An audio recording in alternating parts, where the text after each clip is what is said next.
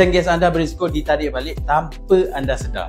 Ramai pemilik premis dan kilang di Malaysia kehilangan lesen gas mereka setiap tahun. Bukan kerana tidak mahu patuh, tapi tidak tahu apa yang salah. Lesen gas yang dikeluarkan oleh Suruhanjaya Tenaga ST boleh dibatalkan serta-merta jika anda: pertama, melanggar syarat lesen gas tanpa disedari; kedua, mengabaikan isu keselamatan ketika seperti kebocoran atau risiko letupan; ketiga, memberi maklumat tidak tepat semasa permohonan; keempat, lupa memperbaharui lesen dalam tempoh yang ditetapkan; kelima, mengendali operasi secara tidak profesional dan membahayakan. Sekali lesen ditarik balik, semua aktiviti berkaitan dengan gas perlu diberhentikan serta-merta sehingga lesen baru diluluskan. Bayangkan kerugian masa dan wang, tapi jangan risau, kami sedia membantu anda. Kini anda boleh renew lesen gas dengan mudah dan harga promosi eksklusif. Kami uruskan segalanya. Anda hanya perlu fokus perniagaan anda saja. Berminat? Klik link di bio atau WhatsApp kami sekarang. Elakkan lesen gas ditarik balik, bertindak sekarang.